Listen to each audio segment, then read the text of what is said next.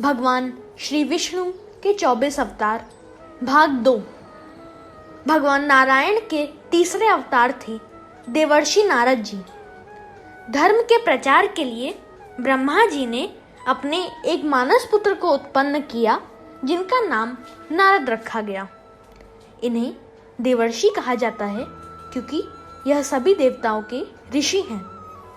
यह भगवान विष्णु जी के परम भक्त हैं जो प्रजापति दक्ष के शाप के कारण एक स्थान पर स्थिर नहीं रह सकते और इसलिए यह 14 लोकों में भ्रमण करते रहते हैं।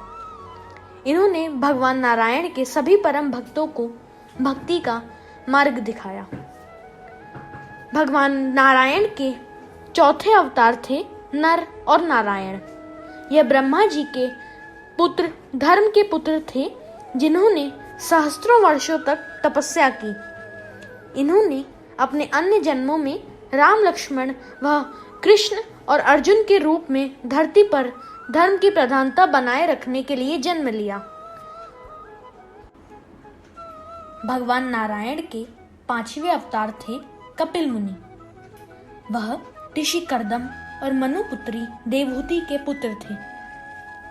इन्होंने अपनी माता को सांख्य दर्शन का उपदेश दिया था और राजा सगर के 60,000 दुष्ट पुत्रों को अपने शाप से भस्म कर दिया था। राजा सगर के वंश में फिर भगीरथ उत्पन्न हुए जिनको कपिल मुनि ने अपने पूर्वजों की मुक्ति के लिए स्वर्ग से गंगा जी को पृथ्वी पर लाने के लिए कहा, जिनके पवित्र और शीतल जल से ही भगीरथ जी के पूर्वजों की मुक्ति होती। भगवान श्री विष्णु के 6ठे अवतार थे भगवान दत्तात्रेय।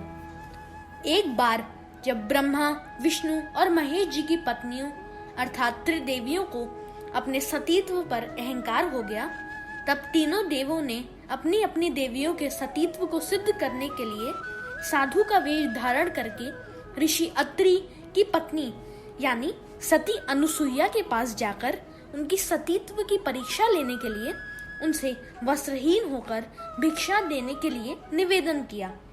अपने सतीत्व के प्रभाव से माता अनुसुईया ने यह जान लिया कि त्रिदेव उनकी परीक्षा लेने आए हैं। इस पर सती अनुसुईया ने तीनों देवों को शिशु रूप में परिवर्तित कर अपनी गोद में माता के रूप में दुग्ध पान करवाया।